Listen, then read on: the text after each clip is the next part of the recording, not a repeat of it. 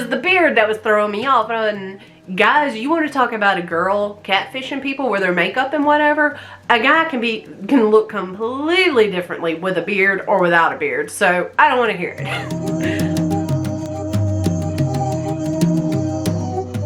Hey guys, and welcome back to my channel. I am Stacy. Today I want to discuss the movie The Hunt. Now this movie came out March 13th, Friday the 13th to be correct.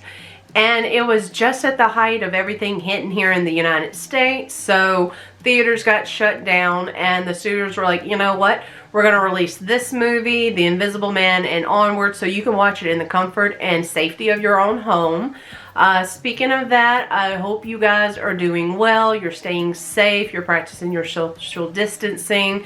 Everything you're supposed to be doing so we can help get over all of this and make, things normal again. But I do hope you guys are doing well and being safe out there.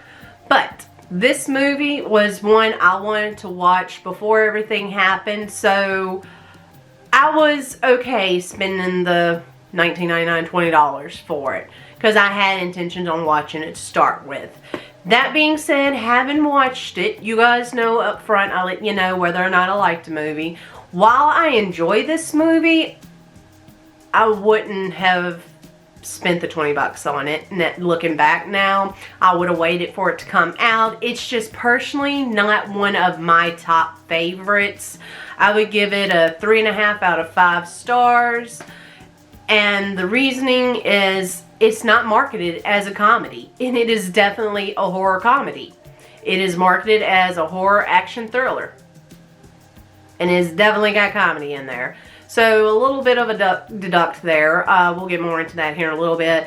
And then also the storyline, I think, while it was good, it made sense. It had a concise plot line. It come back around. I think it just could have been executed a little bit differently. Maybe they could have brought in the little plot twist a little sooner. I don't know. There's just something about it that just didn't sit right for me personally. And then the ending, I think, could have been a little better. But again, those are just my opinions. And if you would like to know why I thought these things, then continue watching. Now, for those that know nothing about this movie, The Hunt is rated R for strong bloody violence and language throughout. Now, the storyline is 12 strangers awake in a field with no recollection of how they got there or why they are there. But over time, they realize that they are selected for a reason, that reasoning being the hunt. Now, as I said, I seen the trailers and I wanted to see this movie. But as I was watching the trailer, I was getting a little bit of that comedic undertone. So me being the person I am, I went to IMDb and was like, what is this movie?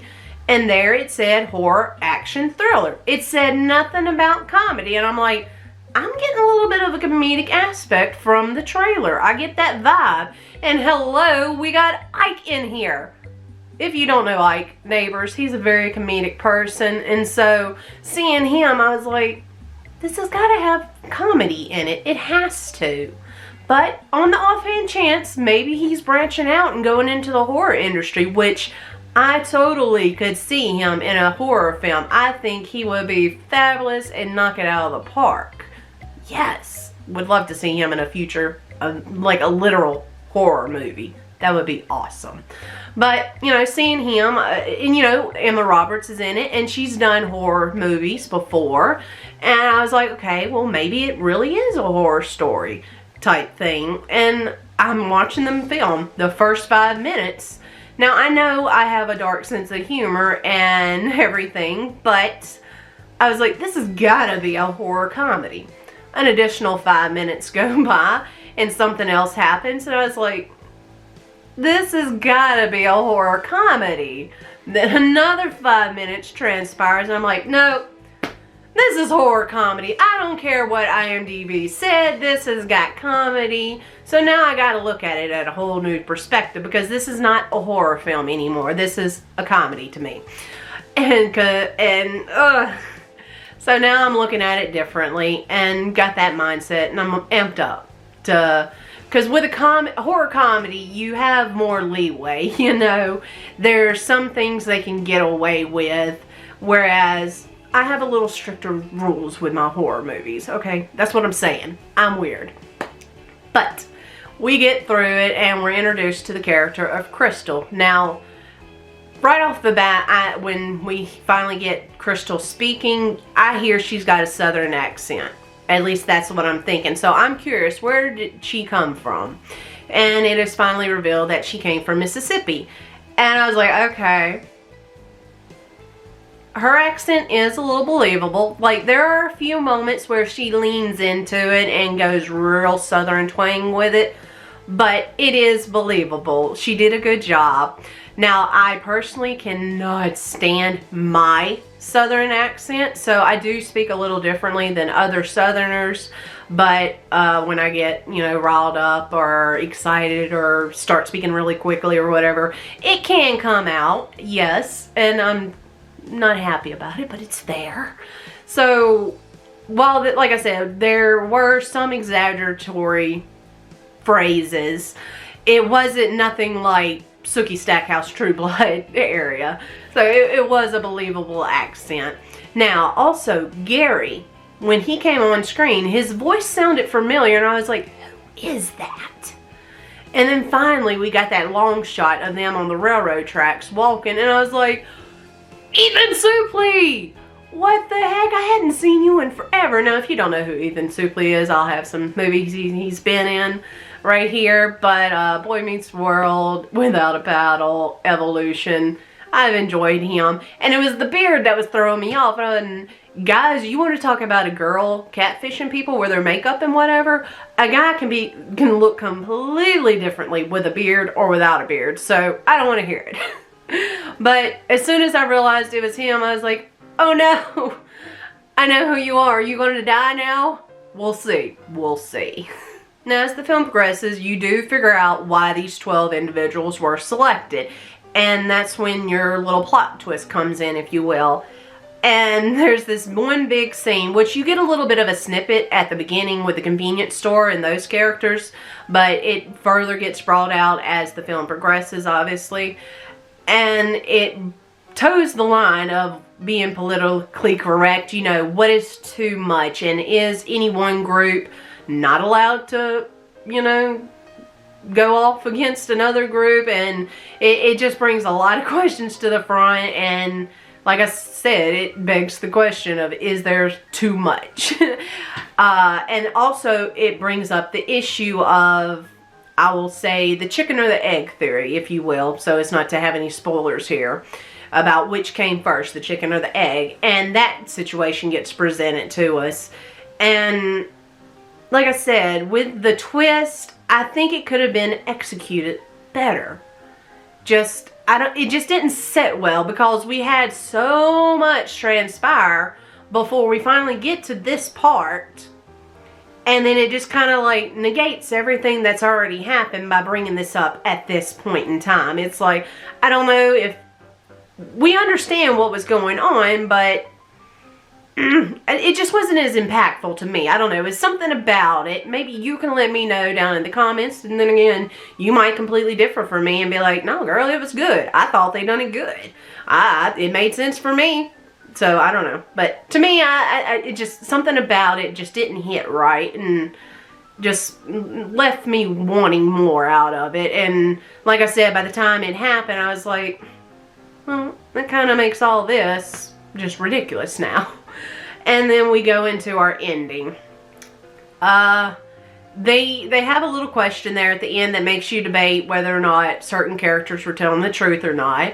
And it is, they kind of reveal it at the end, but it still could be a lie at the end. You don't know. But we think it was the truth. But my thing about the ending is be a little concise. We've had certain injuries throughout this film and certain results of these injuries that happen. And then the ending takes place. And while I like the ending and like where they went with it, it's just, I know people react differently. I know two people can get the exact same injury and different things happen to them. I understand this. I know that. But it was just a little far-fetched for me.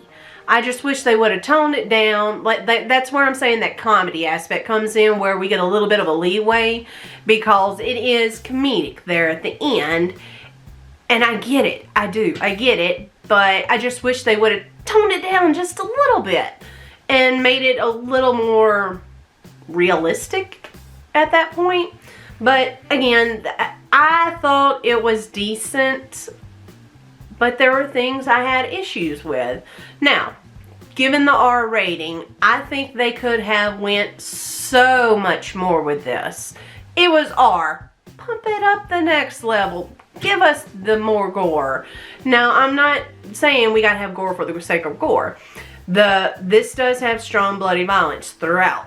Definitely. I am not diminishing that, but it is on the tamer side.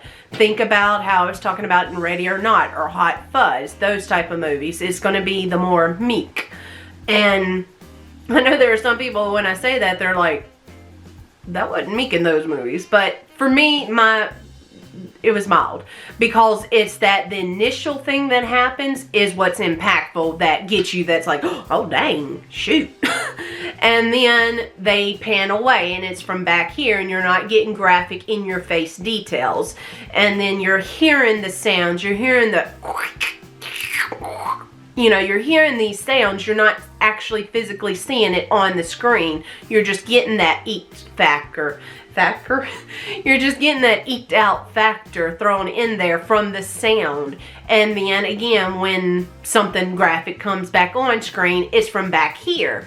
So it's not like all up in your face and aggressive. But, you know, there is strong bloody violence. Do not take that the wrong way. There are graphic imagery scenes in here and throughout. Obviously, people are being hunted. And language, it's, you know, just an appropriate little language here and there. Again, there are certain characters, you'll find out why they're there, and some of them may be racially slurred or this, that, or the other.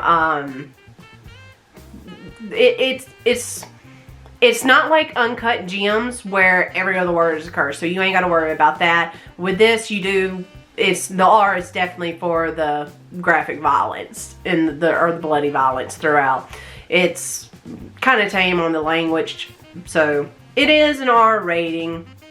It is there. There are the scenes, but I just think they could have bumped it up just a little bit, just a little notch. But you guys let me know what you think down in the comments below. Maybe you thought this movie was fabulous, but to me, it just didn't hit all the boxes for me. It just didn't check off everything that I would have loved. Like Ready or Not, I'll have that video linked for you so you can check out that review.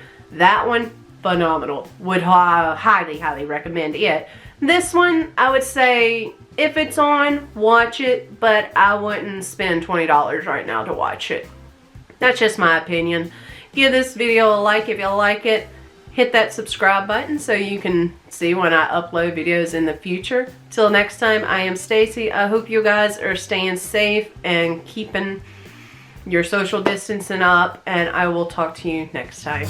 Bye.